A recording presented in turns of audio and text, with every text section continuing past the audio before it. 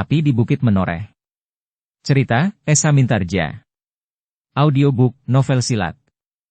Bab 541. Ki Bekel menjadi bingung. Uang itu bukan uangnya. Uang itu adalah uang rakyatnya yang akan dipergunakannya untuk merti desa.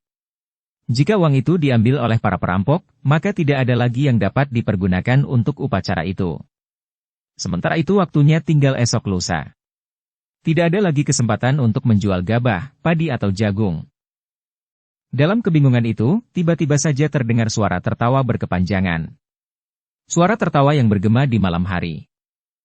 Kisanak, kenapa kau ganggu mereka yang akan menyelenggarakan upacara merti desa? Mereka yang akan mengucapkan syukur kepada Yang Maha Agung. Siapa kau yang telah berani mencampuri urusanku? Bodoh kau. Kami adalah murid-murid dari perguruan Kedung Jati. Kami datang untuk menyelamatkan rakyat Banyudana dan sekitarnya. Karena itu, tolong, jangan ganggu mereka. Jangan nodai pernyataan syukur mereka bagi Yang Maha Agung, bahwa mereka telah menunai hasil yang baik di musim panen ini. Persetan kau, orang-orang dari perguruan Kedung Jati. Ternyata kau adalah orang-orang yang selalu mencampuri urusanku. Pergilah, jangan ganggu aku. Kau siapa, Kisanak? Kau ternyata benar-benar tidak tahu diri. Kenapa tidak mengais rejeki di tempat orang-orang kaya? Kenapa kau justru merampok uang rakyat yang kekurangan? Yang berusaha mengumpulkan uang untuk mengucap syukur kepada Yang Maha Agung. Cukup. Jangan bersembunyi lagi. Keluarlah dari tempat yang gelap itu. Kita akan membuktikan, apakah orang-orang dari perguruan Kedung Jati benar-benar orang-orang yang berilmu tinggi, atau hanya sekadar namanya sajalah yang mencuat setinggi langit, tetapi orangnya sama sekali tidak beranjak dari bumi yang diinjaknya. Sejenak kemudian, seorang yang bertubuh tinggi telah meloncat dari balik dinding halaman di samping halaman rumah Ki Bekel. Namun orang itu tidak sendiri. Beberapa orang yang lain pun telah berloncatan pula. Namun demikian, jumlah orang-orang yang mengaku dari perguruan Kedung Jati itu jumlahnya jauh di bawah jumlah para perampok yang sudah berada di halaman rumah Ki Bekel itu. Gelagah putih yang menggamit Rara Wulan pun bertanya. Berapa orang yang berperan sebagai perampok itu? Rara Wulan pun termangu-mangu sejenak. Namun kemudian ia pun menjawab. Menurut penglihatanku, kira-kira 15 orang, Kakang. Gelagah putih mengangguk-angguk. Katanya. Ya. Aku kira memang sebanyak itu. Sedangkan mereka yang berperan sebagai pahlawan jumlahnya jauh lebih sedikit. Kira-kira hanya 7 atau 8 orang. Meskipun jumlahnya sedikit, tetapi mereka harus menang. Bukankah semakin kecil perbandingan mereka dengan para perampok, mereka akan semakin disanjung sebagai pahlawan yang besar. Demikianlah, maka kedua belah pihak pun kemudian telah terlibat dalam perdebatan yang sengit. Namun akhirnya para perampok itu tetap tidak mau mengurungkan niatnya. Dengan demikian maka pertarungan pun tidak dapat dielakkan lagi. Kedua belah pihak segera mempersiapkan diri untuk bertempur di halaman rumah Ki Bekel. Sebenarnya sesaat kemudian telah terjadi pertarungan yang sengit. Semakin lama semakin sengit. Meskipun jumlah murid-murid perguruan Kedung Jati itu jauh lebih sedikit, namun mereka ternyata memiliki ilmu yang lebih tinggi. Beberapa kali para perampok itu bergantian terlempar keluar dari arena. Bahkan sekali-sekali terdengar salah seorang perampok itu berteriak menahan sakit. Namun akhirnya seperti yang dikehendaki oleh Wiraraja, maka para perampok itu pun mulai terdesak. Dengan demikian, maka para perampok itu pun segera menarik senjata-senjata mereka yang beraneka macam. Dalam kegelapan, maka pertempuran di antara kedua belah pihak itu pun menjadi agak baur. Setiap orang tidak segera dapat dikenali wujudnya. Meskipun kedua belah pihak sudah saling mengenal dengan baik, namun mereka tidak segera dapat mengetahui bahwa ada seorang yang telah menyusup di antara mereka. Aku akan berada di antara para perampok, berkata Gelagah Putih. Sementara itu kau akan berada di antara para pahlawan. Rara Wulan mengangguk. Namun Gelagah Putih pun memperingatkan. Jangan mempergunakan senjatamu sendiri. Ikat rambutmu baik-baik, seakan-akan kau memakai ikat kepala. Bukankah kau mempunyai sehelai kain untuk kau kenakan di kepalamu? Ya, Kakang. Bagus. Marilah kita mulai. Keduanya pun segera memasuki arena pertempuran dengan sangat berhati-hati, agar keberadaan mereka di arena tidak dapat dikenal oleh kedua belah pihak. Apalagi Gelagah Putih dan Rara Wulan selalu bergerak di tengah arena pertempuran. Bahkan tiba-tiba saja keduanya telah memegang senjata yang dirampasnya dari mereka yang berperan sebagai lawan-lawan mereka. Pertempuran yang pura-pura itu ternyata dapat berlangsung dengan sengitnya pula. Ki Bekel dan orang-orang yang sudah ada di rumahnya tidak dapat mengetahui bahwa sebenarnya pertempuran itu adalah sekedar berpura-pura saja. Beberapa saat kemudian, para perampok itu pun mulai terdesak. Mereka berlari-larian memasuki pintu Sketheng. Kemudian mereka sempat bertempur di longkangan sejenak. Namun kemudian mereka pun berlari ke halaman belakang, dan selanjutnya terdengar isyarat bahwa para perampok itu harus mengundurkan diri. Demikianlah, sejenak kemudian pertempuran telah berakhir. Para perampok telah melarikan diri, sementara para pahlawan pun telah memenangkan pertempuran. Namun orang-orang yang mengaku murid-murid dari perguruan Kedung Jati itu pun terkejut. Ternyata masih ada beberapa orang yang tertinggal. Tidak semua perampok sempat melarikan diri atau dibawa oleh kawan-kawan mereka melarikan diri. Ada 3 orang perampok yang terluka cukup parah, sehingga mereka tidak dapat melarikan diri bersama dengan kawan-kawan mereka. Yang lebih mengejutkan, ternyata di antara para ksatria yang malam itu menjadi pahlawan, ada juga yang terluka. 2 di antara mereka terkapar di longkangan tanpa dapat bangun kembali. Gila, teriak pemimpin para pahlawan itu. Namun untuk sementara ia harus merahasiakan peristiwa yang tidak diduganya akan terjadi. Selama ini permainan mereka dapat berjalan dengan mulus tanpa cacat.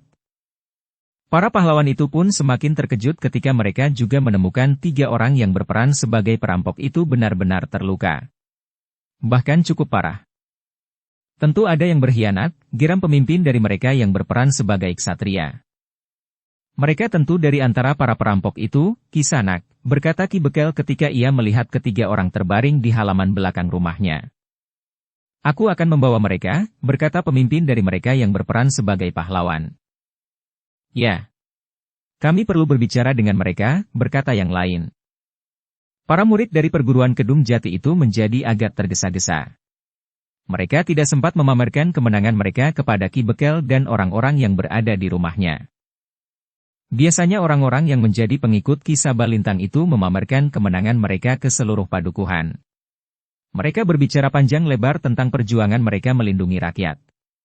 Bahkan kadang-kadang mereka tidak segan-segan mencela Mataram yang tidak mampu berbuat apa-apa bagi rakyatnya pada saat rakyatnya membutuhkannya. Mataram hanya dapat memaksa rakyat membayar pajak. Tetapi Mataram tidak mampu melindungi rakyatnya dari kejahatan. Buat apa pajak yang dipungut dari rakyatnya, jika Mataram tidak mampu menyusun pasukan yang dapat menambahi wilayahnya untuk melindungi rakyatnya dari gangguan para penjahat. Tetapi pada saat mereka yang berperan sebagai perampok dan berperan sebagai pahlawan ada yang terluka, maka segala sesuatunya berlangsung dengan tergesa-gesa. Meskipun biasanya ada yang terluka pula, tetapi luka itu hanyalah goresan-goresan tipis yang tidak berarti. Tetapi malam itu, beberapa orang telah terluka parah. Bahkan mereka tidak dapat bangkit berdiri dan tidak dapat menyingkir tanpa bantuan orang lain. Dalam pada itu, Gelagah Putih dan Rara Wulan pun memperhatikan mereka dari kejauhan. Mereka berlindung di balik kegelapan. Mereka yang mengaku para murid dan perguruan Kedung Jati itu pun kemudian telah membawa kawan-kawan mereka yang terluka parah. Baik yang berperan sebagai perampok maupun yang berperan sebagai penyelamat. Kita akan mengikuti mereka, Rara, berkata Gelagah Putih. Nampaknya mereka akan dibawa ke rumah Wiraraja. Tetapi mereka menuju ke pintu gerbang. Ya. Mereka harus memberikan kesan keluar dari padukuhan ini. Rara Wulan itu pun mengangguk-angguk. Berdua mereka mengikuti dengan hati-hati orang-orang yang mengaku para murid dari perguruan Kedung Jati. Ternyata dugaan Gelagah Putih benar. Setelah berputar-putar sejenak, maka orang-orang yang terluka itu pun telah dibawa ke rumah Wiraraja. Ketika hal itu dilaporkan kepada Wiraraja, maka Wiraraja menjadi sangat marah. Rasa-rasanya jantungnya akan meledak karenanya. Namun justru karena itu maka untuk beberapa saat ia tidak dapat mengatakan apa-apa. Bibirnya menjadi gemetar, dan giginya bagaikan saling melekat di mulutnya. Namun tiba-tiba saja tangannya dihentakkannya. Dipukulnya dingklik panjang yang terbuat dan kayu itu dengan sisi telapak tangannya, sehingga patah di tengah. Dengan suara yang gemetar Wiraraja itu pun kemudian menggeram. Tentu ada yang berkhianat. Ya, sahut pemimpin mereka yang berperan sebagai pahlawan. Di mana mereka sekarang? Mereka berada di perkemahan, Ki Wiraraja. Sejak semula kami sudah menetapkan bahwa setelah kita menyelesaikan tugas kita, maka kita akan pergi di perkemahan di hutan itu. Aku akan pergi ke sana sekarang. Bagaimana dengan yang terluka ini? Bawa ke perkemahan. Wiraraja itu tidak menunggu lagi. Ia pun segera keluar dan turun ke halaman. Kemudian menyusup regol halaman, turun ke jalan menuju ke hutan. Orang-orangnya yang membawa mereka yang terluka itu pun mengikutinya. Tetapi mereka tidak dapat berjalan setepat Wiraraja, karena mereka harus memapah orang-orang yang terluka cukup parah. Satu kebetulan bagi Gelagah Putih dan Rara Wulan. Mereka mengikuti para pengikut Kisah Balintang yang pergi ke perkemahan mereka di pinggir hutan. Wiraraja telah menumpahkan kemarahannya di perkemahan. Meskipun ia berteriak-teriak dan mengumpat-umpat, namun tidak ada orang lain yang mendengarnya. Tentu ada lebih dari seorang pengkhianat di antara kalian, teriak Wiraraja. Beberapa orang telah benar-benar terluka. Satu permainan yang buruk sekali, bukankah kita sudah sering melakukannya dan berhasil dengan baik? Kenapa tiba-tiba saja kalian menjadi saling mengkhianati? Orang-orang yang mengaku murid perguruan Kedung Jati itu saling berpandangan. Tiba-tiba saja mereka menjadi saling mencurigai. Luka yang parah itu pada satu saat dapat terjadi pada diri mereka. Sementara itu, jika mereka tahu dan jelas siapakah lawan mereka, maka setidak-tidaknya mereka akan dapat mempertahankan diri. Tetapi dalam permainan malam itu, seharusnya tidak terjadi serangan yang benar-benar dapat menimbulkan luka yang parah. Aku minta siapa yang telah benar-benar melukai kawan-kawan sendiri itu mengaku. Jika ada di antara kalian yang mengaku, maka aku akan mempertimbangkan pengampunan. Tetapi jika tidak ada yang mengaku, kemudian pada suatu hari aku berhasil menemukan mereka, maka hukuman mereka akan berlipat. Hukuman mereka akan menjadi lebih buruk dari hukuman mati. Suasana pun menjadi sangat mencekam. Wiraraja pun kemudian berkata, dengan peristiwa ini, maka kegiatan kita untuk sementara akan dihentikan. Permainan kita di daerah ini aku tunda, sampai ada perintahku lagi. Jika permainan ini diteruskan, akan dapat menimbulkan bahaya bagi kita, karena kita akan mencurigai yang satu dengan yang lain. Tetapi bukan berarti persoalan ini akan aku bekukan. Aku akan tetap mencari, siapakah yang telah melakukan pengkhianatan ini. Tidak ada yang menjawab. Semua orang terdiam. Bahkan untuk bernafas pun rasa-rasanya mereka menjadi sangat berhati-hati. Dalam pada itu, Gelagah Putih dan Rara Wulan masih saja mendengarkan perintah-perintah Ki Wiraraja yang marah. Namun kemudian Gelagah Putih pun menggamit Rara Wulan serta memberikan isyarat untuk meninggalkan tempat itu. Dengan sangat berhati-hati Gelagah Putih dan Rara Wulan pun meninggalkan perkemahan orang-orang yang mengaku murid-murid perguruan Kedung Jati itu. Kemudian mereka pun segera keluar dari hutan, dan menyeberangi padang perdu yang ditumbuhi ilalang serta gerumbul-gerumbul liar. Ketika mereka menjadi semakin jauh, maka Gelagah Putih pun berkata, untuk sementara daerah ini akan menjadi tenang. Sebenarnya tenang, bukan tenang yang dibuat-buat. Ya, Kakang. Nampaknya untuk sementara orang-orang dari perguruan Kedung Jati itu tidak akan berbuat apa-apa lagi. Tetapi Wiraraja cukup cekatan. Ia menghentikan segala kegiatan karena orang-orang menjadi saling curiga. Dengan demikian, kita akan dapat berjalan terus untuk melaksanakan tugas kita. Tetapi menurut Kakang, kita akan pergi kemana? Ke perguruan Jungwangi, atau ke Nagatapa, atau pergi ke daerah Purwadadi? Kita akan pergi ke perguruan Jungwangi lebih dahulu, Rara. Jika perguruan itu sudah tidak ada bekasnya, maka kita akan pergi ke perguruan Nagatapa. Agaknya perguruan itu masih tetap ada. Tetapi karena Ki Wiratuhu sudah tidak ada lagi, maka mungkin sekali perguruan itu telah dipimpin oleh orang lain. Rara Wulan mengangguk-angguk. Namun kemudian katanya, tetapi baiklah kita beristirahat dahulu, Kakang. Ya, kita akan beristirahat dahulu. Tetapi sebaiknya kita mengambil tempat sedikit lebih jauh dari perkemahan Wiraraja. Baik, Kakang. Tetapi rasa-rasanya aku ingin bertemu lagi dengan Wiraraja. Sudahlah, jangan mencari perkara. Jika mereka sudah berhenti, biarlah mereka berhenti. Jika kita bertemu lagi dengan Wiraraja, mungkin orang itu akan mencurigai kita, sehingga Wiraraja akhirnya mengetahui bahwa bukan orang-orangnya sendirilah yang berkhianat. Dengan demikian, maka Wiraraja pun akan mulai lagi dalam permainannya. Rara Wulan pun mengangguk-angguk mengiyakan. Beberapa saat kemudian, setelah mereka berjalan semakin jauh dari perkemahan Wiraraja di hutan itu, maka Gelagah Putih dan Rara Wulan pun menemukan tempat yang baik untuk beristirahat. Kita berhenti di sini, Rara, berkata Gelagah Putih. Baik, Kakang. Di sebelah ada sungai kecil. Nampaknya tempat ini tidak terlalu banyak dilewati orang. Gelagah Putih dan Rara Wulan pun telah menempatkan diri di sebuah lekuk batu padas. Di dinginnya musim berdiding, mereka menyalakan api untuk menghangatkan tubuh mereka. Gelagah Putih telah mencari ranting-ranting dan kekayuan kering, sementara Rara Wulan membuat api dengan batu titikan yang memercikkan api pada amput gelugut aren. Dengan dimik belerang yang mereka bawa, maka mereka pun menyalakan ranting-ranting dan kayu-kayu kering. Untuk beberapa lama Gelagah Putih dan Rara Wulan sempat menghangatkan tubuh mereka. Namun kemudian Gelagah Putih pun berkata, "Beristirahatlah, Rara, biarlah aku berjaga-jaga. Mudah-mudahan tidak ada apa-apa di sisa malam ini." "Kakang tidak letih?" "Tidak. Aku pun rasa-rasanya tidak mengantuk." "Kalau Kakang mulai mengantuk, katakan saja, Kakang. Kita akan bergantian berjaga-jaga.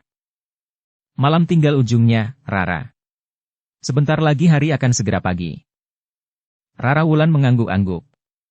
Tetapi Rara Wulan pun segera duduk bersandar sebatang pohon sambil memejamkan matanya. Rara Wulan memang sempat terlena sesaat. Ia pun segera terbangun oleh suara ayam jantan yang berkokok bersahutan di padesan. "Matahari masih belum terbit," berkata Gelagah Putih, yang juga bersandar sebatang pohon. Tetapi Rara Wulan justru bangkit berdiri sambil menggeliat. Katanya, "Segarnya udara pagi." "Ya, segar sekali. Kita pergi ke sungai kecil itu, Kakang." "Marilah." Keduanya pun turun ke tebing sungai yang landai. Mereka segera mencuci muka dengan air sungai yang dingin. Namun kemudian terasa tubuh dan penalaran mereka menjadi segar. Gelagah Putih dan Rara Wulan pun segera berbenah diri. Ketika matahari membayang, keduanya pun telah siap untuk melanjutkan perjalanan. "Kita jadi pergi ke Jungwangi lebih dahulu, Kakang?" "Ya. Kita akan melihat apakah perguruan Jungwangi itu masih ada." "Kita akan pergi ke Sima lebih dahulu?" "Ya. Kita akan melewati Sima. Jika di Sima tidak ada masalah dalam kaitannya dengan mereka yang menyebut murid-murid perguruan Kedung Jati, maka kita akan berjalan terus menuju ke Jungwangi. Jaraknya masih cukup jauh, Rara. Mungkin kita masih harus bermalam semalam lagi di perjalanan. Ruas-ruas jalan yang harus kita lalui tidak selalu rata. Kadang-kadang jalan menjadi sempit, rumpil dan menyusuri tebing-tebing perbukitan." Rara Wulan mengangguk-angguk. "Mungkin ada ruas-ruas jalan yang pernah kita lewati ketika pergi ke Demak. Tetapi mungkin kita akan mengambil jalan pintas melewati jalan-jalan di pinggir hutan." Rara Wulan masih saja mengangguk-angguk. Sejenak kemudian keduanya pun segera melanjutkan perjalanan menuju ke Sima. Tetapi mereka tidak merasa perlu untuk tergesa-gesa. Menjelang matahari terbit, Gelagah Putih dan Rara Wulan pun telah menyeberangi sungai kecil itu. Mereka berjalan menuju ke utara. Di pagi-pagi yang dingin, keduanya berjalan menembus tirai kabut yang tipis. Rumputan masih basah oleh embun, sedangkan langit perlahan-lahan menjadi semakin terang. Di kejauhan burung-burung liar di pepohonan berkicau menyambut matahari yang akan terbit. Ketika Gelagah Putih dan Rara Wulan turun ke jalan yang lebih ramai, maka mereka mulai berjalan beriringan dengan orang-orang yang akan pergi ke pasar. Bahkan 1-2 pedati nampak berjalan dengan malasnya, sehingga setiap kali orang-orang yang berjalan kaki itu pun harus mendahului. Orang-orang yang berjalan kaki itu harus menepi jika ada 1-2 orang berkuda lewat mendahului mereka yang berjalan kaki. Apalagi pedati yang merangkak seperti siput. Ketika matahari terbit, Gelagah Putih dan Rara Wulan telah berada di depan sebuah pasar yang terhitung ramai. Pasar yang menjorok masuk ke dalam padukuhan yang besar memanjang di seberang kali Pepe. "Kita melihat-lihat sebentar, Kakang," berkata Rara Wulan yang agak tertarik ketika ia melihat beberapa gulung kain yang diturunkan dari sebuah pedati. Gelagah Putih tidak menolak. Katanya, "Baiklah. Kita melihat-lihat sebentar." Rara Wulan pun kemudian masuk ke dalam pintu gerbang pasar, diikuti oleh Gelagah Putih. Ternyata Rara Wulan yang memiliki ilmu yang sangat tinggi itu masih saja tetap seorang perempuan. Ketika ia melihat-lihat kain tenun yang beraneka, maka rasa-rasanya ia tidak akan pernah beranjak pergi. Gelagah Putih menarik nafas panjang. Ia tidak sampai hati untuk mengajak Rara Wulan cepat-cepat meninggalkan tumpukan-tumpukan kain tenun yang beraneka itu. Bahkan Gelagah Putih pun justru merasa bahwa ia telah ikut serta menggiring Rara Wulan keluar dari kebiasaan seorang perempuan. Untuk beberapa lama Rara Wulan melihat-lihat kain tenun yang sempat menarik perhatiannya.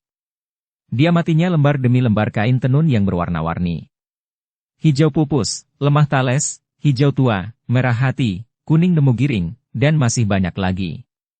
Bahkan lurik ketan ireng, pentiasa dan sejenisnya. Namun Rara Wulan itu terkejut ketika tiba-tiba penjual kain lurik itu membentaknya. "Heh, perempuan muda! Kau ini mau membeli, atau hanya mengurai dan menggelar kain lurikku yang sudah aku gulung dengan rajin?" "Oh, maaf, Bokayu," sahut Rara Wulan agak gagap. Ia tidak mengira bahwa penjual kain lurik itu adalah seorang perempuan yang keras dan pemarah. "Aku sedang melihat-lihat. Mungkin ada yang aku inginkan." "Sudah sejak tadi kau mengamati kain lurikku. Tetapi tidak ada satupun yang agaknya menarik bagimu. Bukankah di mana-mana kain lurik itu sama saja? Warnanya, anyamannya, harganya. Nah, apalagi yang ingin kau perhatikan? Kalau kau tidak mempunyai uang, lihat saja lurikku dalam gulungan. Jangan kau urai seperti itu."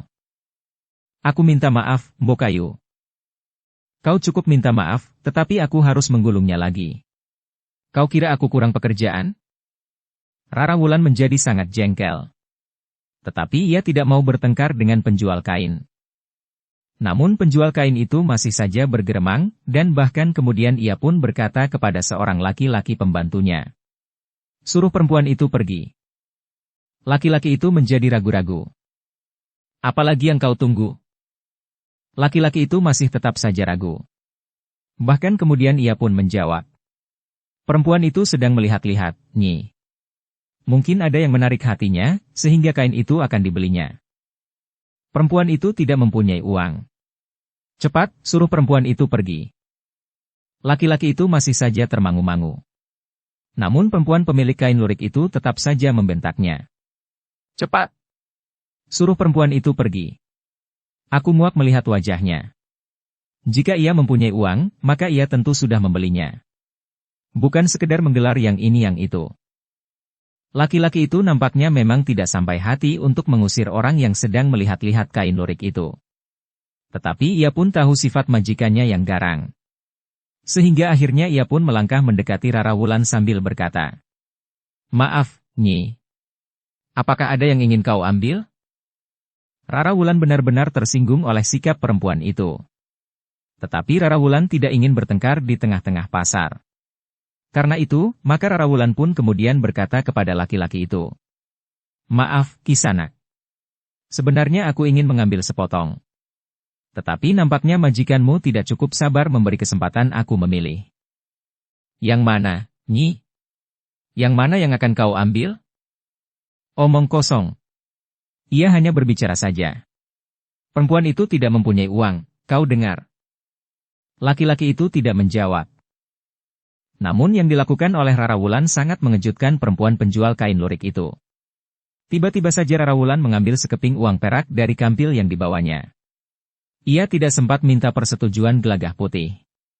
Namun begitu saja uang itu diberikan kepada laki-laki pembantu penjual kain lurik itu.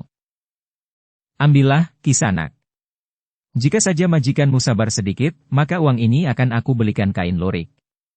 Tetapi karena majikanmu tidak sabar, maka ambil sajalah uang itu. Mungkin uang itu akan berguna bagimu." Orang itu benar-benar terkejut. Ketika Rara Wulan memberikan uang itu kepadanya, maka laki-laki itu pun berkata, "Bukankah itu keping uang perak, Nyi?" "Ya. Kenapa? Aku ingin memberikan uang ini kepadamu. Dan itu terserah saja kepadaku, karena uang ini adalah uangku." Tetapi, untuk membeli kain lurik, keping uang perak itu akan mendapat 2 atau 3 helai. Aku sudah tidak mempunyai keinginan lagi untuk membeli kain, Kisanak, tetapi aku ingin memberikan uang ini kepadamu. Laki-laki itu masih saja termangu-mangu.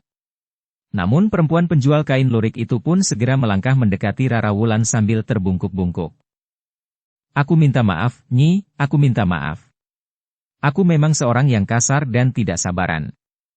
Jika kau membeli kain lurikku dengan keping uang perak itu, aku akan memberimu 3 potong. Aku dapat memilih yang mana yang paling kau sukai, Nyi. Tidak, jawab Rara Wulan. Aku tidak ingin membeli kain lurik. Tetapi aku ingin memberikan keping uang perak itu kepada laki-laki pembantumu.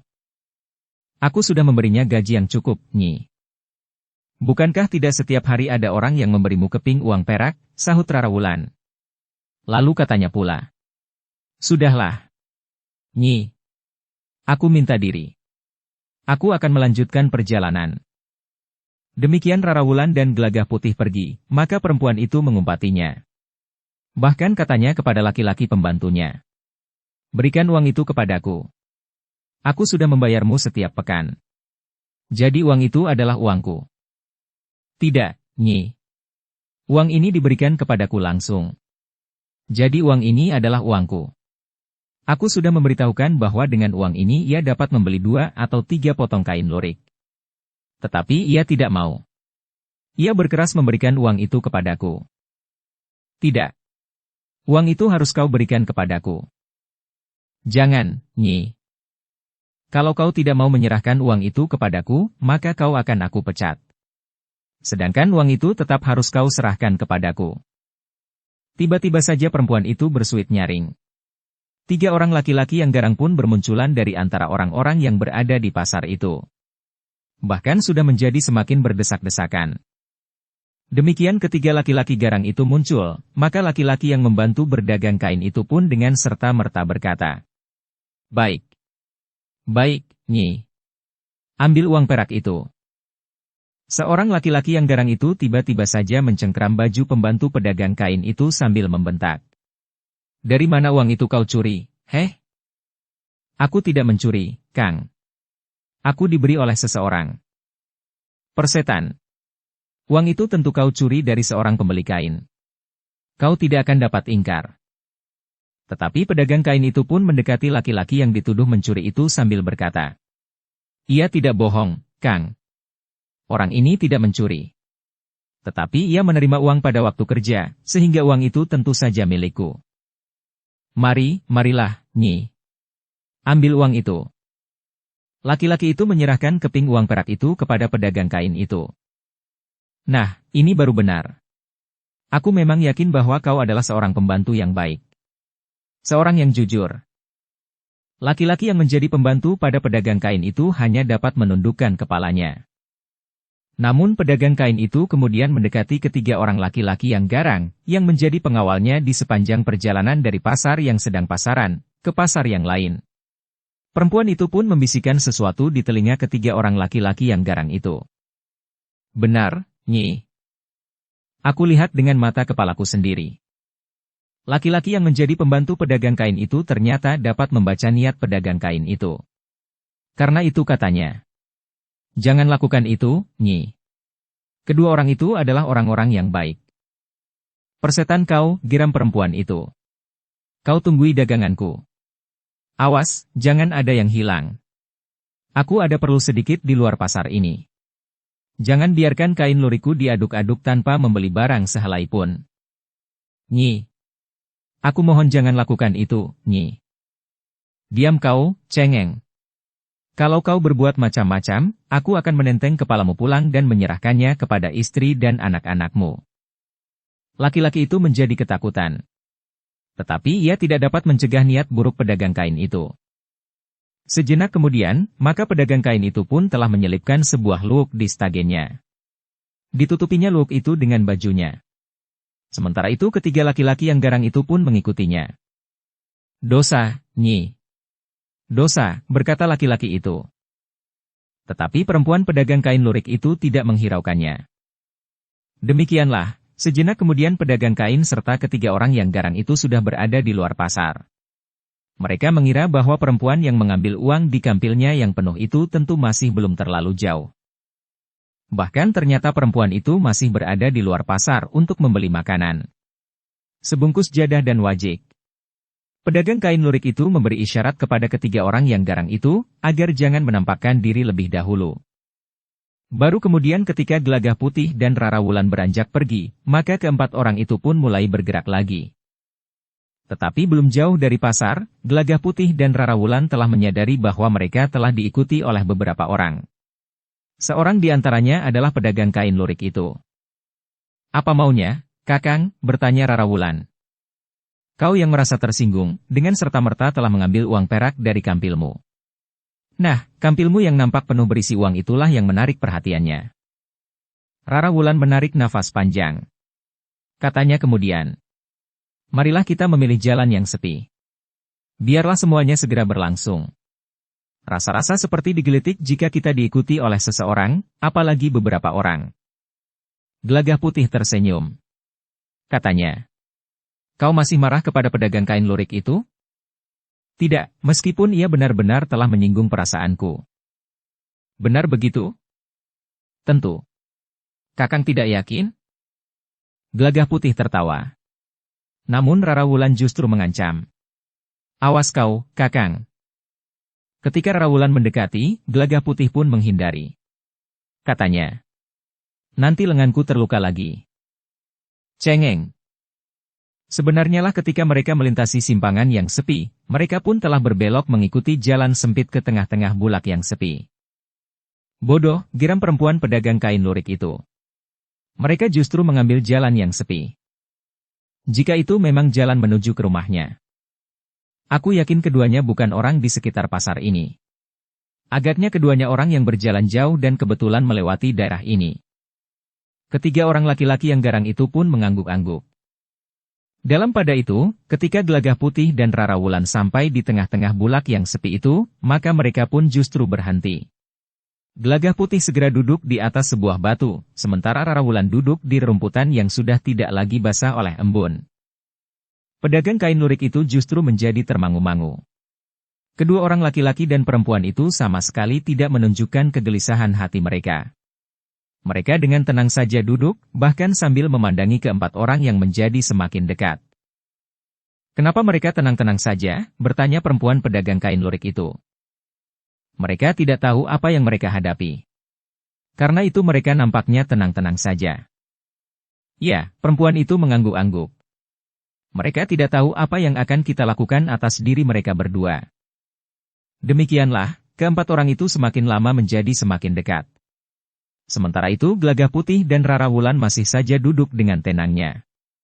Ketika perempuan pedagang kain lurik itu sampai di hadapan Gelagah Putih dan Rara Wulan, maka ia pun segera berhenti. Dengan wajah yang ceria dan ramah perempuan itu pun berkata, "Kisanak, aku akan mengembalikan keping uang perak yang Kisanak berikan kepada pembantuku." Baru Rara Wulan terkejut dan bangkit berdiri. "Kenapa, Nyi? Aku memberikannya dengan ikhlas. Aku tidak mempunyai niat apa-apa selain memberikan uang itu kepadanya." "Tetapi itu berlebihan, Nyi. Sekeping uang perak akan dapat kau pakai membeli 3 potong kain lurik. Bahkan uang itu masih tersisa. Jika uang sebanyak itu kau berikan kepada pembantuku, maka itu agak berlebihan. Karena itu maka aku berniat mengembalikan uang itu kepadamu." "Jangan, Nyi. Laki-laki itu tentu akan menjadi sangat kecewa. Aku pun tidak mau menjilat ludahku kembali. Aku sudah memberikannya. Biarlah ia memilikinya. Mungkin dengan uang itu ia akan dapat membelikan mainan buat anaknya." "Tidak, Nyi. Ini aku serahkan uang itu kembali." "Tidak. Aku tidak dapat menerimanya." "Kau harus menerimanya, Nyi. Jika kau menolak, maka kau akan aku anggap sebagai seorang perempuan yang sombong sekali." "Aku tidak bermaksud demikian, Nyi." Namun Gelagah Putih pun kemudian berkata, "Nyi, lebih baik uang itu kau terima kembali. Bukankah kita tidak berniat menyombongkan diri? Jika karena itu maka kita dianggap sombong sekali, sebaiknya kau terima saja uang itu. Kau justru harus minta maaf, karena kau telah menyinggung harga dirinya." Rara Wulan termangu-mangu sejenak. Namun kemudian ia pun berkata, "Baiklah, Nyi. Aku minta maaf. Aku tidak berniat menyinggung harga dirimu, Nyi. Aku memberikannya dengan ikhlas. Tetapi jika dengan demikian kau tersinggung, maka baiklah aku terima kembali uangku yang hanya sekeping itu." Tetapi wajah perempuan itu menjadi tegang. Uang yang sekeping itu pun sudah ditimang-timangnya. Namun tiba-tiba perempuan itu pun berkata, "Nyi, aku akan mengembalikan uang yang sekeping ini. Tetapi aku mempunyai satu permintaan kepadamu." "Permintaan apa, Nyi?" "Uang yang sekeping ini harus kau tukar dengan uang yang sekampil penuh itu." "Sekampil?" "Ya. Kau mempunyai uang sekampil. Itu harus kau serahkan kepadaku. Kemudian aku akan mengembalikan uang yang sekeping ini." "Aku menjadi bingung, Nyi. Aku tidak mengerti maksudmu. Jika kau akan mengembalikan uangku yang sekeping itu, kenapa aku harus menyerahkan dahulu yang sekampil? Apakah dengan demikian kau akan mengembalikan uangku utuh sekampil termasuk yang sekeping itu?" Perempuan dungu, "Kau pun jangan berkata melingkar-lingkar, Nyi. Kenapa tidak berterus terang saja? Kita ingin merampas sekampil uang perak itu. Jelas dan tidak berputar-putar." Aku tidak mengira bahwa perempuan itu sangat dungu. "Nah, kau dengar perempuan muda? Kami ingin merampas sekampil uang perakmu. Kenapa kau akan merampas uangku? Bukankah uang itu aku bawa sendiri dari rumahku? Aku tidak mengambil uangmu. Aku tahu. Bodohnya orang ini. Aku adalah penyamun. Aku akan merampas uangmu." "Merampas? Jadi kalian ini penyamun?" "Ya." "Jangan. Jangan kau rampas bekal uangku ini. Aku hanya membawa bekal 2 kampil uang perak dan beberapa keping uang emas. Padahal aku masih akan mengembara lama sekali. Jika kau rampas uang perakku yang 2 kampil dan beberapa keping uang emasku, maka aku akan dapat kelaparan di perjalanan." "Jadi kau punya 2 kampil uang perak?" "Ya. Dan beberapa keping uang emas." "Persetan kau, perempuan sombong," geram perempuan pedagang kain lurik itu. "Ternyata kau bukan perempuan dungu. Bukan pula bodoh dan tidak mengerti apa yang sedang kami lakukan. Tetapi sekali lagi kalian menyinggung perasaan kami dengan berpura-pura bodoh. Sekarang berikan uang itu kepada kami, atau kami akan merampas dengan kekerasan." Dukung channel Novel Silat dengan subscribe, follow, like, komen dan share. Rara Wulan tertawa. Katanya, "Siapakah sebenarnya perempuan yang dungu itu? Kau atau aku?" Perempuan pedagang kain lurik itu menggeram. Tetapi ia sadar bahwa perempuan yang memberikan sekeping uang perak kepada pembantunya itu tentu bukan perempuan kebanyakan. Perempuan yang berpura-pura bodoh itu ternyata justru telah menantangnya dengan sikapnya yang berpura-pura bodoh itu. Perempuan itu pun kemudian berkata, "Kau tidak mempunyai pilihan lain, perempuan sombong. Kau harus menyerahkan kampilmu yang penuh berisi uang itu. Karena jika kau tidak memberikannya, maka kami akan mengambilnya sendiri, setelah mengambil nyawamu.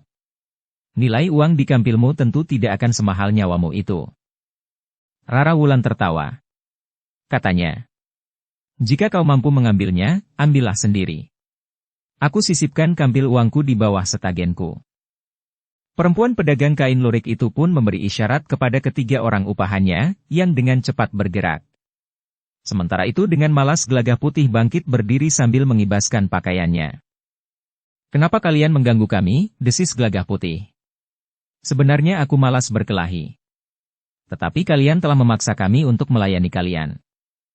"Perempuan yang bersamamu itu ternyata sangat sombong," sahut salah seorang laki-laki yang garang itu. Sebenarnya ia tidak ingin menyombongkan dirinya. Tetapi ia tersinggung oleh sikap pedagang kain itu. "Persetan. Ia telah mempermainkan aku. Baiklah. Apapun yang kau maui, kami hanya sekedar melayani. Tetapi apa yang kalian lakukan ini adalah satu kesalahan besar. Dengan berdagang kain, kalian sudah mempunyai penghasilan yang baik. Tetapi sayang sekali, kalian meloncati tatanan. Jika kalian berhasil, maka kalian akan melakukannya lagi terhadap orang lain." "Cukup," bentak salah seorang laki-laki yang garang itu. "Jangan terlalu banyak bicara." Laki-laki yang garang itu pun kemudian telah bergeser beberapa langkah untuk mengambil jarak dari kawannya. 4 orang itu pun telah berdiri di 4 penjuru angin. 2 orang berdiri di jalan di 2 arah. Yang seorang berdiri di tanggul parit, sedangkan yang seorang lagi berdiri di pematang. Sementara itu Gelagah Putih dan Rara Wulan berdiri di tengah jalan saling membelakangi.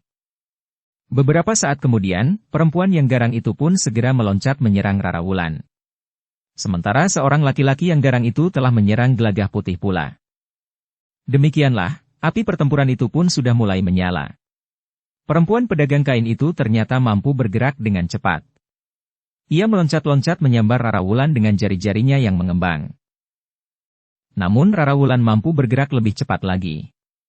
Dengan demikian, maka serangan-serangan perempuan pedagang kain itu selalu dapat dihindarinya. Sementara itu, 2 orang laki-laki yang garang itu berusaha untuk menghentikan perlawanan Gelagah Putih. Mereka menyerang dari 2 arah yang berlainan. Namun serangan-serangan mereka sama sekali tidak menyentuh sasaran. Bahkan justru serangan balik Gelagah Putihlah yang telah menyentuh tubuh mereka. Ketika seorang di antara mereka berusaha menerkam Gelagah Putih dengan jari-jarinya yang kokoh ke arah lehernya, Gelagah Putih dengan hanya beringsut sedikit telah menepis serangan itu menyamping. Bahkan Gelagah Putih itu pun dengan cepat merapatkan tubuhnya sambil mengangkat lututnya. Orang itu mengaduh tertahan. Lutut Gelagah Putih telah mengenai perutnya, sehingga rasa-rasanya seluruh isi perutnya itu akan tertumpah keluar. Serangan Gelagah Putih masih disusul dengan ayunan sisi telapak tangannya, ketika orang itu membungkuk kesakitan. Seorang di antara lawan Gelagah Putih itu pun terjerembab. Wajahnya tersuruk di tanah berdebu. Namun Gelagah Putih tidak sempat berbuat lebih banyak, karena kawannya yang seorang lagi meloncat sambil berputar. Kakinya terayun mendatar mengarah ke kening Gelagah Putih.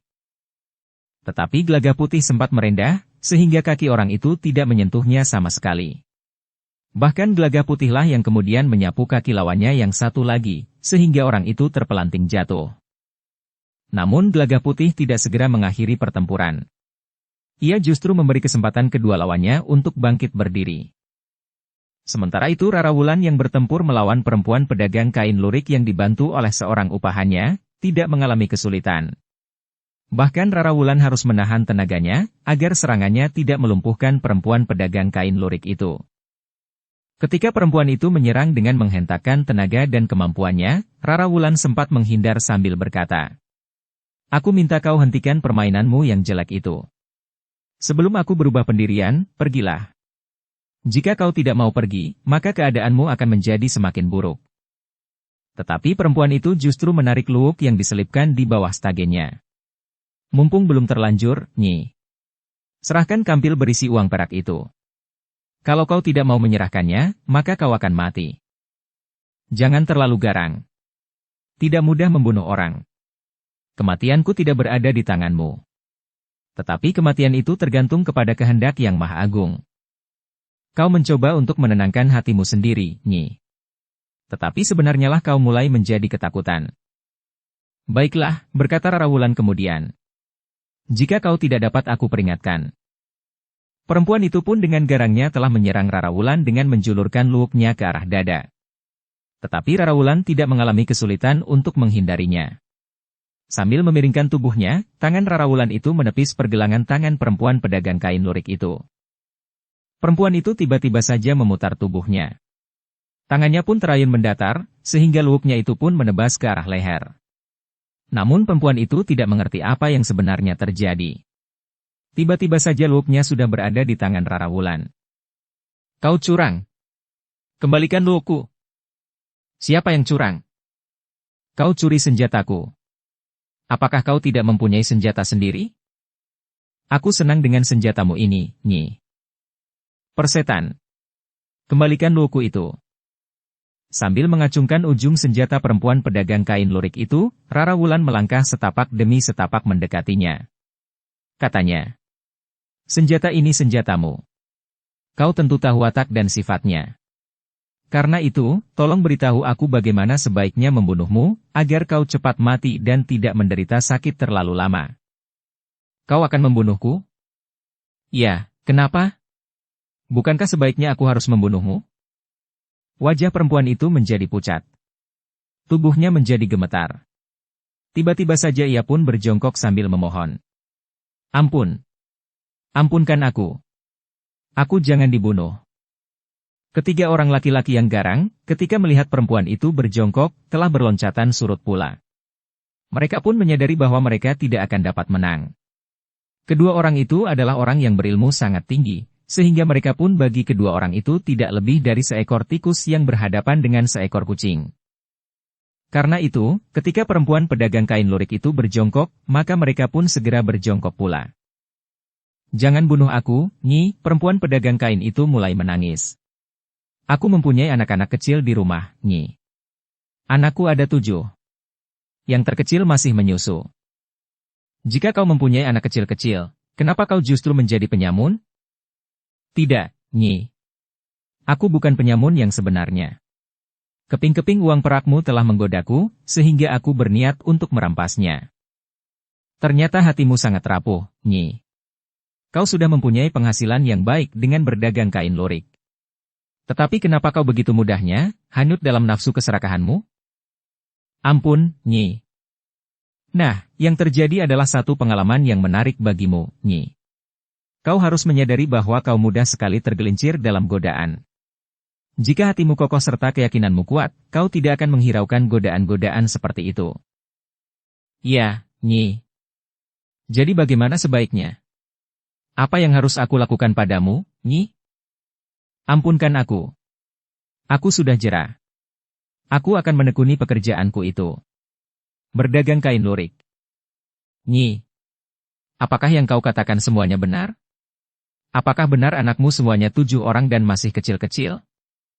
Benar, Nyi. Aku berani bersumpah. Baiklah. Aku percaya kepadamu. Karena itu maka aku ingin membebaskanmu serta membebaskan orang-orangmu. Tetapi aku minta serahkan sekeping uang perak itu kepada pembantumu. Pada kesempatan lain, aku akan menanyakan langsung kepadanya. Jika uang itu ternyata tidak kau serahkan kepadanya, maka aku tidak akan mengampunimu. Dengan demikian berarti kau tidak akan pernah menjadi jera karenanya. Kau masih saja berpikiran buruk. Tentu, Nyi. Aku tentu akan menyerahkan sekeping uang perak itu kepadanya. Ia memang seorang yang baik, seorang yang jujur. Bagus. Nah, sekarang kembalilah ke pasar. Jangan pernah menyamun lagi. Aku baru melakukannya sekali ini, Nyi. Tidak. Kau tentu sudah melakukannya beberapa kali. Kau ternyata menyimpan senjata itu. Kau bawa pula senjata itu ke pasar, pada saat kau berdagang. Aku memerlukan perlindungan di setiap perjalanan, Nyi. Rara Wulan pun tersenyum. Katanya. Pergilah. Perempuan itu masih saja merasa ragu-ragu. Baru ketika Rara Wulan mengulanginya, perempuan itu bersujud di hadapannya sambil berkata, Terima kasih, Nyi. Terima kasih. Jangan lupa, berikan keping uang perak itu kepada pembantumu itu. Tentu, Nyi. Tentu. Sejenak kemudian perempuan itu pun meninggalkan Rara Wulan. Gelagah putih termangu-mangu di tengah-tengah bulak itu. Sementara laki-laki yang menyertainya itu pun mengikutinya pula. Mudah-mudahan perempuan itu benar-benar menjadi jera, berkata Rara Wulan. Agaknya ia tidak akan lagi melakukan permainan yang berbahaya itu, sahut Gelagah putih. Semakin lama perempuan itu pun menjadi semakin jauh. Seperti yang dikatakannya, maka perempuan itu pun kembali masuk ke dalam pasar. Ia berjanji untuk menekuni kerjanya sebagai seorang pedagang kain lurik. Demikian perempuan pedagang kain lurik itu berbelok di simpang 3, maka Gelagah putih dan Rara Wulan pun bersiap-siap untuk meneruskan perjalanan. Mereka pun membenahi pakaian mereka yang menjadi sedikit kusut dalam perkelahian yang baru saja terjadi. Kita lanjutkan perjalanan, Rara, berkata Gelagah putih. Mari, Kakang. Perjalanan kita menjadi agak terganggu. Gelagah putih dan Rara Wulan kemudian melanjutkan perjalanannya kembali. Mereka akan mencari padepokan Jungwangi. Namun padepokan itu tentu masih jauh. Mereka akan melewati Sima menuju ke arah utara. Rara Wulan mengangguk-angguk ketika Gelagah putih berdesis. Perjalanan kita masih jauh. Demikianlah keduanya mempercepat langkah mereka. Ketika matahari sampai di puncak langit, maka mereka sudah berada di tempat yang semakin jauh. Ketika mereka melewati sebuah pasar kecil yang tidak begitu ramai, mereka melihat seorang laki-laki tua yang diumpati dengan kata-kata kasar oleh seorang perempuan penjual nasi. Jahanam kau! Kalau kau tidak punya, jangan berlagak membeli nasiku. Jika kau hanya akan menipu, kau tidak usah berlagak seperti orang yang mempunyai banyak uang. Benar, Nyi. Aku telah kehilangan uangku. Ini, kantong bajuku ternyata koyak di dalam, sehingga aku tidak tahu bahwa uangku telah terjatuh. Omong kosong. Itu hanya satu cara saja untuk menipuku. Sekarang, pergi. Pergi dan jangan pernah kembali lagi. Tidak, Nyi. Aku akan kembali untuk membayar harga nasimu. Jangan membual di hadapanku. Pergilah. Aku dapat memanggil petugas di pasar ini untuk mengusirmu. Sungguh, Nyi. Aku akan membayarnya. Diam, perempuan penjual nasi itu berteriak, sehingga laki-laki tua itu merasa lebih baik diam saja. Ketika Rara Wulan dan Gelagah Putih sampai di tempat penjual nasi itu, maka orang tua itu pun sudah siap untuk beranjak pergi. Namun tiba-tiba saja Rara Wulan menemukan 2 keping uang di bawah lincak panjang tempat penjual perempuan itu berjualan nasi. Dengan serta-merta uang itu dipungutnya dan diserahkan kepada laki-laki tua itu. Uangmu berapa keping, Kek? Bertanya Rara Wulan. Ia tidak mempunyai uang, berkala perempuan penjual nasi itu dengan lantang. 4 keping, Nger, jawab laki-laki tua itu. Aku baru saja menjual kayu bakar, laku 4 keping. Sekeping aku belikan nasi karena aku merasa sangat lapar. Sejak kemarin aku tidak makan, sementara aku telah memikul kayu bakar dari rumah kemari. Aku berikan kayu sepikul itu 4 keping, karena aku ingin segera mendapatkan uang. Tetapi ternyata kantong bajuku koyak tanpa aku ketahui, Nger. Ini, Kek, yang 2 keping aku ketemukan di bawah lincak. Mungkin yang 2 keping juga jatuh tidak jauh dari tempat duduk itu. Wajah laki-laki tua itu menjadi ceria, ia pun segera menerima uang yang 2 keping itu. Ini sudah cukup, Nger. Terima kasih, terima kasih. Aku tidak akan dipermalukan lagi di sini. Orang tua itu pun segera memberikan uang sekeping kepada penjual nasi itu. Ini, Nyi. Untunglah Angger ini menemukan uang yang 2 keping tetapi itu sudah cukup untuk menebus malu. Perempuan penjual nasi itu pun segera menerima uang itu sambil berkata. Maaf, Kek. Ternyata kau berkata yang sebenarnya. Aku tidak pernah menipu, Nyi. Sampai setua ini aku berusaha untuk berkata jujur tentang apapun juga. Aku minta maaf, Kek. Sementara itu Gelagah Putih telah menemukan uang yang 2 keping lagi, tercecer di sebelah tempat duduk yang panjang itu. Barangkali ini yang sekeping dan ini yang sekeping lagi, Kek, berkata Gelagah Putih. Terima kasih, Nger, terima kasih. Orang itu pun telah memasukkan uang itu ke dalam kantong bajunya. Namun Gelagah Putih pun segera memungut uang itu lagi, yang jatuh lagi di sebelah lincak kayu. Sambil memberikan uang itu, Gelagah Putih pun berkata, uangmu jatuh lagi, Kek. Oh, orang tua itu tertawa. Seharusnya aku mengingat-ingat bahwa kantong bajuku koyak. Ah, agaknya aku benar-benar telah mulai pikun. Jangan kau masukkan lagi uangmu ke dalam kantong bajumu. Iya, Nger. Uangku akan aku genggam saja sampai di rumah. Istriku akan dapat membeli beras nanti. Laki-laki tua itu pun kemudian meninggalkan pasar itu sambil menggenggam 3 keping uang hasil penjualan kayu bakar sepikul. Laki-laki itu masih harus bekerja keras untuk dapat makan, berkata Gelagah Putih. Ya. Rara Wulan mengangguk-angguk. Namun laki-laki tua itu nampaknya termasuk seorang yang jujur. Gelagah Putih mengangguk-angguk pula. Demikianlah, mereka berdua melanjutkan perjalanan mereka, sementara matahari telah mulai condong ke barat. Lewat tengah hari, mereka berhenti di sebuah kedai yang tidak terlalu besar untuk membeli makan dan minum. Ternyata di kedai yang tidak begitu besar itu dijual berbagai macam makanan dan minuman, sehingga Gelagah Putih dan Rara Wulan dapat memesan sesuai dengan selera mereka. Setelah beristirahat sejenak di kedai itu, keduanya pun kemudian melanjutkan perjalanan, sementara terik matahari terasa mulai berkurang. Sementara itu jalan yang mereka lalui itu pun menjadi semakin lama semakin lebar dan terpelihara. Ternyata mereka sudah menjadi semakin dekat dengan Kademangan Sima. Sebuah kademangan yang terhitung besar dan menjadi tempat pemberhentian para pedagang. Kita akan memasuki kademangan Sima, Rara, berkata Gelagah Putih. Ya, Kakang. Aku jadi teringat kademangan Seca. Kademangan yang besar dan terasa adanya kehidupan yang tenang. Mudah-mudahan kademangan Sima juga merupakan sebuah kademangan setenang Seca. Namun di sebuah kademangan yang hidup masyarakatnya terasa tenang, agaknya akan menjadi bidikan perguruan Kedung Jati. Kademangan yang besar dan diliputi oleh suatu kehidupan yang tenang, akan dapat menjadi landasan serta batu loncatan bagi perguruan Kedung Jati, sebagaimana Seca. Mudah-mudahan Sima berbeda dengan Seca, desis Rara Wulan. Namun kemudian ia pun bertanya. Apakah kita hanya akan melewati kademangan ini dan langsung melanjutkan perjalanan? Gelagah Putih termangu-mangu sejenak. Namun kemudian katanya.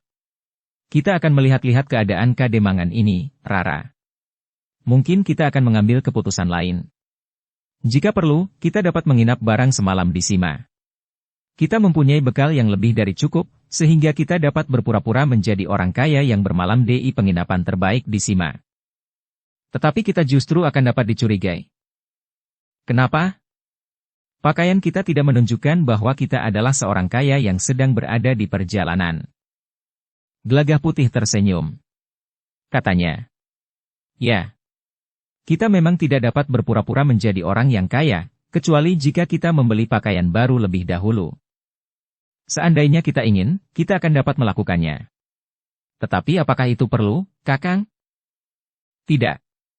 Kita tidak usah berpura-pura menjadi orang yang kaya. Kita terbiasa bermalam di mana-mana. Jika kita bermalam di penginapan yang sedang pun maka kita sudah akan merasakan satu kehidupan di luar kebiasaan kita. Demikianlah, beberapa saat kemudian Gelagah Putih dan Rara Wulan pun sudah memasuki kademangan Sima. Sebuah kademangan yang besar dan ramai. Apalagi ketika mereka berada di padukuhan induk kademangan Sima, maka suasananya memang mirip dengan suasana di kademangan Seca. Keduanya pun kemudian berjalan-jalan di jalan utama kademangan Sima. Di sepanjang jalan utama mereka sudah menjumpai 3 rumah penginapan yang cukup baik. Kita akan melihat pasarnya, Kakang, berkata Rara Wulan. Marilah. Kita pergi ke pasar.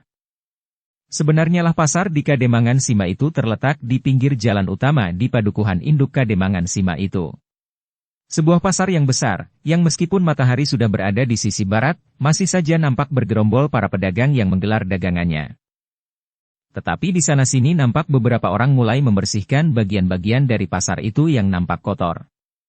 Di sudut pasar, masih nampak beberapa orang pandai besi yang bekerja keras, menempa besi dan baja untuk membuat alat-alat pertanian. Mereka membuat cangkul, parang, kejen bajak dan beberapa jenis alat-alat yang lain. Biasanya di dekat pasar itu terdapat juga penginapan, berkata Gelagah Putih. Kita mencari penginapan yang lain saja, Kakang. Gelagah Putih mengerutkan dahinya. Namun ia pun mengerti. Biasanya penginapan di dekat pasar adalah penginapan terbuka. Sebenarnya lah ketika mereka berada di sebelah barat pasar yang terhitung besar itu, mereka melihat sebuah penginapan yang sederhana. Sebuah barak yang memanjang tanpa ada sekat-sekatnya. Namun di sebelah barak itu terdapat sebuah rumah yang juga merupakan bagian dari penginapan itu, yang memenuhi syarat sebagai sebuah penginapan dengan bilik-bilik yang tertata rapi. Gelagah Putih dan Rara Wulan sempat melihat-lihat barak serta bagian yang lebih baik itu. Namun Rara Wulan tetap saja ingin menginap di penginapan yang lain. Ketika keduanya keluar dari halaman penginapan itu, beberapa orang laki-laki yang berdiri di regol memperhatikan keduanya sambil tersenyum-senyum. Seorang di antara mereka sempat bertanya, "Kenapa tidak jadi menginap di sini, Enduk?" Rara Wulan tidak menjawab. Tetapi ia berkata kepada Gelagah Putih, "Jika aku berada di penginapan ini, mungkin sampai besok aku akan terlanjur membunuh orang." Beberapa orang yang berdiri di regol itu terkejut. Mereka tidak segera menyadari apa yang dikatakan oleh Rara Wulan itu. Namun baru kemudian mereka justru tertawa. Mereka menganggap bahwa Rara Wulan hanya sekedar mengungkapkan kejengkelannya terhadap sikap orang-orang yang berada di regol itu. "Jangan terlalu garang, Enduk," sahut seorang di antara mereka. "Nanti kau akan terlalu cepat tua." Rara Wulan berhenti. Tetapi Gelagah Putih pun kemudian membimbingnya pergi meninggalkan regol halaman penginapan itu. Di penginapan itu tentu ada beberapa kelompok orang yang tidak mengenal tatanan dan unggah-ungguh, geram Rara Wulan. Ya, aku mengerti. Jika kita memasuki penginapan itu, bukankah kita hanya sekedar melihat-lihat keadaannya? Rara Wulan mengangguk-angguk. Keduanya pun kemudian telah menyusuri jalan utama Kademangan Sima itu lagi. Hampir di ujung jalan utama itu, terdapat sebuah patung dari seekor harimau loreng yang besar. Beberapa puluh langkah dari patung itu, memang terdapat sebuah penginapan yang nampaknya jauh lebih baik dari penginapan di dekat pasar itu. Marilah kita melihat penginapan ini, Kakang, ajak Rara Wulan. Marilah. Keduanya pun kemudian berbelok memasuki regol halaman penginapan itu. Agaknya penginapan itu cukup bersih. Halamannya pun nampak terawat dengan baik. Pertamanan dengan berbagai macam bunga yang berwarna-warni. Ada beberapa jenis kembang soka, ada yang merah darah, ada yang merah muda, dan bahkan ada yang putih. Di sudut yang lain, kembang ceplok piring yang putih bersih menebarkan bau yang harum. Rumpun kembang melati menebar di depan serambi. Tempat ini cukup menarik, Kakang. Meskipun Sima masih belum dapat menyamai seca, tetapi Kademangan ini cukup besar. Pasarnya pun agaknya cukup ramai pula. Bahkan setelah matahari turun jauh di sisi barat, masih juga ada orang yang sibuk di pasar. Termasuk para pandai besi itu. Gelagah Putih mengangguk-angguk sambil berdesis. Ya. Tempat ini memang menarik meskipun tidak terlalu besar. Tetapi justru karena itu, tempat ini tentu tidak akan terlalu sibuk. Keduanya pun kemudian menemui petugas yang ada di penginapan itu untuk melihat-lihat keadaannya. Silahkan, Kisanak. Jika Kisanak berkenan, silahkan bermalam di penginapan kami. Tetapi jika kurang berkenan, tidak apa-apa. Gelagah Putih dan Rara Wulan pun kemudian melihat-lihat bagian dalam penginapan itu. Ada beberapa bilik yang sudah terisi. Tetapi masih ada juga yang kosong. Penginapan itu benar-benar penginapan yang bersih. Bilik-biliknya pun bersih pula. Baiklah kita bermalam di sini saja, Kakang.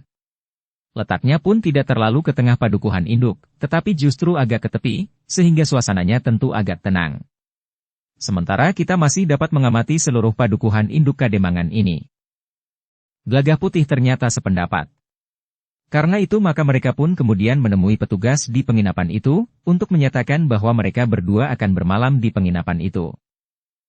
Petugas itu pun kemudian segera mengatur bilik yang dikehendaki oleh Gelagah Putih dan Rara Wulan. Mereka memilih sebuah bilik yang berada di gandok yang menghadap ke halaman di samping pendapa penginapan itu. Justru bilik yang agak terpisah dengan bilik-bilik yang lain. Bahkan bilik itu mempunyai pakiwan sendiri dan sumur yang tersendiri pula. Tetapi bilik itu termasuk bilik yang sewanya agak tinggi dibanding dengan bilik yang berjajar yang menghadap ke longkangan belakang pintu sketheng. Namun ternyata petugas itu agak menduga-duga. Menilik pakaian yang dikenakannya, serta wujud lahiriahnya, kedua orang itu adalah orang-orang yang sederhana. Tetapi mereka sempat bermalam di penginapan yang terhitung baik dibandingkan dengan penginapan yang ada di dekat pasar itu. Keduanya tentu bukan pedagang, berkata petugas di penginapan itu di dalam hatinya. Karena pedagang yang beruang pun kadang-kadang memilih penginapan yang sederhana saja. Tetapi dibantahnya sendiri. Tidak.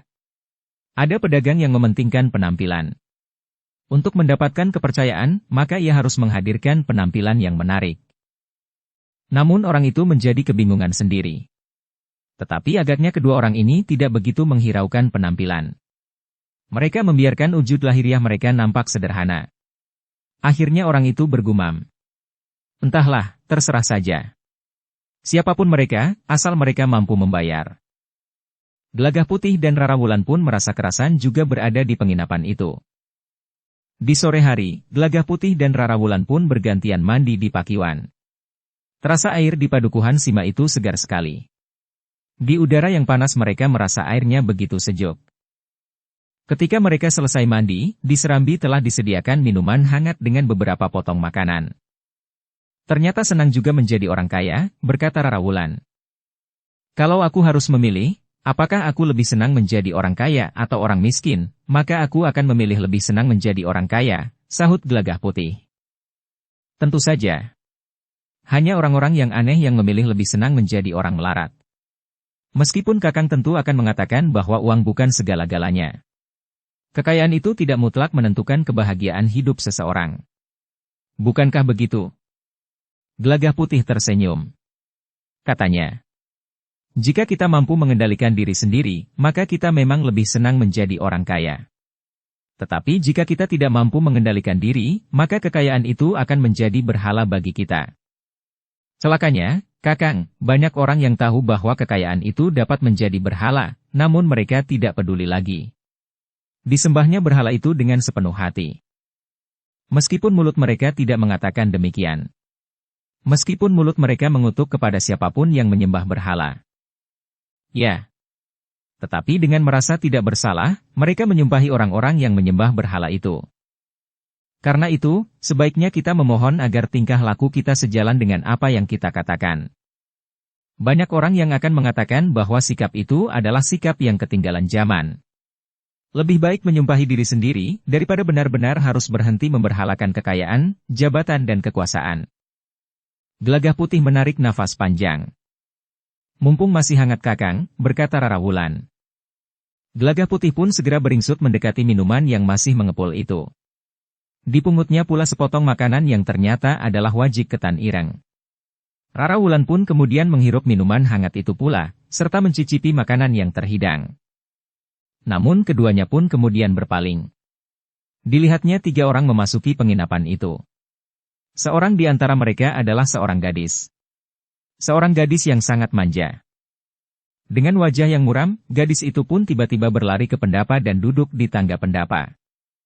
Kenapa? Ada apa lagi? Bertanya seorang perempuan yang sudah separuh baya. Aku tidak mau.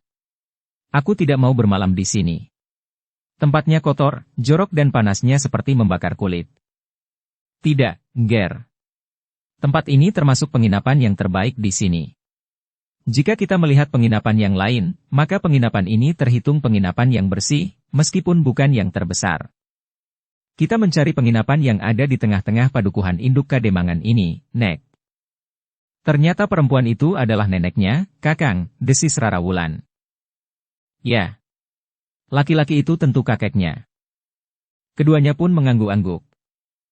Jika gadis itu adikku, aku akan mencubitnya sampai pahanya menjadi merah biru. Untunglah kau tidak mempunyai adik, Rara.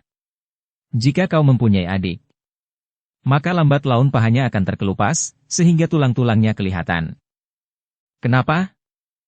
Kalau kau yang mencubitnya, maka kulit dagingnya tentu akan benar-benar terkelupas dalam arti yang sebenarnya. Rara Wulan memandang Gelagah Putih dengan tajamnya. Namun ketika ia beringsut, Gelagah Putih pun telah beringsut pula. Aku bukan adikmu, Rara. Sejenak kemudian, perhatian mereka berdua telah tertuju lagi kepada gadis yang manja itu. Kakek dan neneknya pun berusaha membujuknya, sehingga beberapa orang yang juga menginap di penginapan itu telah terpancing untuk memperhatikannya. Namun akhirnya gadis yang merengek dengan sikap yang sangat manja itu pun dapat dibujuk oleh kakek dan neneknya, sehingga akhirnya gadis itu bersedia bermalam di penginapan itu. Namun gadis itu minta bilik yang terbesar dan terbaik di penginapan itu. Para petugas di penginapan itu menjadi sibuk melayaninya. Mereka membersihkan bilik yang dipilih oleh gadis itu, mengatur dan merapikan perabotnya, serta mengganti alas tidurnya dengan tikar pandan yang paling bagus. Kenapa gadis manja itu harus menginap di penginapan, desis Rara Wulan. Kenapa tidak ditinggal saja di rumah, sambung Gelagah Putih. Dan kenapa harus kakek dan neneknya yang mengajaknya? Bukan ayah dan ibunya. Mungkin gadis itu memang dititipkan pada kakek dan neneknya sejak kanak-kanak. Sementara kakek dan neneknya pun memanjakannya. Ya. Mungkin sekali, sehingga setelah dewasa pun ia tetap saja seorang gadis yang manja. Dari mana kau tahu bahwa ia masih seorang gadis? Mungkin perempuan itu sudah bersuami. Mungkin saja. Tetapi jika seorang istri bermanja-manja seperti itu, suaminya akan dapat menjadi gila. Tetapi keduanya pun tidak peduli lagi terhadap perempuan manja itu. Gelagah Putih dan Rara Wulan sama sekali tidak berkepentingan. Kemanjaan perempuan itu memang telah menarik perhatian beberapa orang yang menginap di penginapan itu. Tetapi orang-orang yang menginap di penginapan itu hanya dapat saling membicarakannya.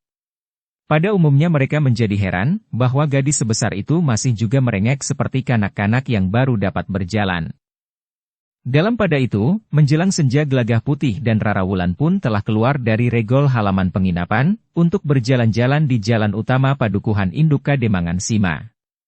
Sima agaknya memang belum sebesar Seca. Tetapi Sima pun merupakan pemberhentian para pedagang. Ada beberapa pasar yang besar di Kademangan-Kademangan di sekitar Sima. Biasanya mereka memilih bermalam di Sima. Dari Sima mereka dapat pergi ke beberapa pasar yang terhitung ramai itu dengan jarak yang hampir sama. Karena itulah, maka Sima semakin lama memang menjadi semakin ramai. Namun jalan yang ramai tidak sepanjang jalan di Seca. Dalam waktu yang singkat, mereka telah berjalan dari ujung sampai ke ujung.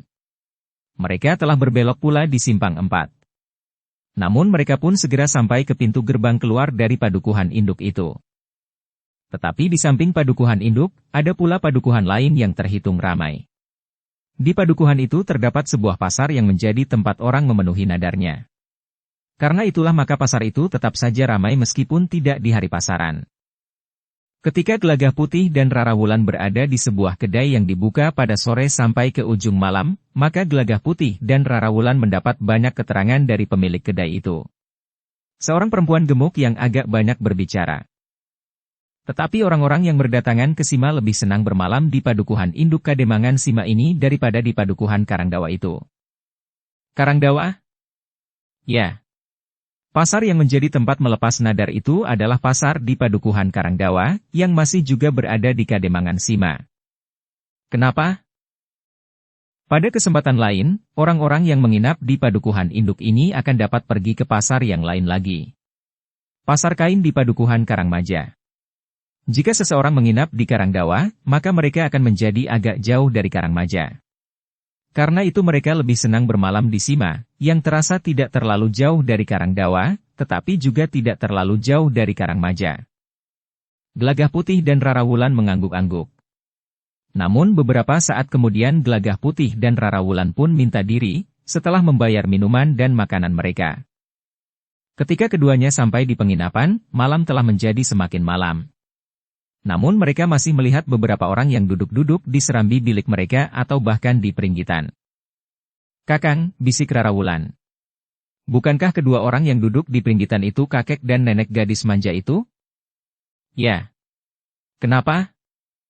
"Marilah, kita kawani mereka berbincang." Gelagah Putih termangu-mangu sejenak. Namun kemudian ia pun berdesis. "Baiklah. Tetapi tidak terlalu lama. Aku hanya ingin tahu saja, Kakang, kenapa gadis itu terlalu manja?" Gelagah Putih menarik nafas panjang. Berdua mereka pun telah naik ke pendapa dan langsung menuju ke peringgitan. Keduanya pun mengangguk hormat kepada kakek dan nenek gadis manja itu. Kemudian keduanya pun duduk bersama mereka. Kedua orang tua itu pun mengangguk pula. Ternyata mereka senang mendapat kawan berbincang. Keduanya pun adalah orang yang ramah kepada orang lain, yang bahkan belum dikenal sekalipun. "Gadis yang tadi datang bersama paman dan bibi itu cucu paman dan bibi?" "Ya, Nger. Anak itu terlalu manja." Gelagah Putih dan Rarawulan mengangguk-angguk pula. Rarawulan pun bertanya pula. "Sekarang di mana cucu paman dan bibi itu?" "Sudah tidur, Nger. Anak itu sudah terbiasa tidur sore. Sejak kanak-kanak ia tidak betah tidur terlalu malam." "Di mana ayah dan ibunya, paman?" "Ada di rumah. Anak itu terbiasa pergi bersama kakek dan neneknya. Jarang ia pergi bersama ayah dan ibunya. Nampaknya ia memang agak manja. Bukan agak lagi, tetapi sudah terlalu manja. Ayah dan ibunya memang orang kaya. Tetapi kemanjaannya yang berlebihan itu kadang-kadang sangat menyulitkan. Sekarang ini, apakah paman dan bibi mempunyai keperluan penting di Sima ini?" "Sebenarnya bukan keperluan kami. Perempuan manja itulah yang sebenarnya mempunyai keperluan." "Oh, maaf, kalau aku boleh tahu, keperluan apa, paman?" "Ia sedang mencari suaminya." "Suami? Jadi cucu paman itu sudah bersuami?" "Sudah. Umurnya sudah cukup. Umur anak itu sudah hampir 20 tahun. Jika kurang, hanya terhitung hari saja. Gelagah Putih dan Rara Wulan pun mengangguk-angguk. Sementara itu perempuan yang dipanggilnya Bibi itulah yang bertanya. Siapakah Angger berdua ini? Namaku Ragil, Bibi. Perempuan ini adalah istriku. Wuragil? Apakah Angger benar-benar Wuragil? Ya. Akhirnya aku benar-benar Wuragil, Bibi. Berapakah saudara Angger? Bersambung ke bab 542. Dukung kami dengan subscribe, follow, like, komen dan share. Terima kasih.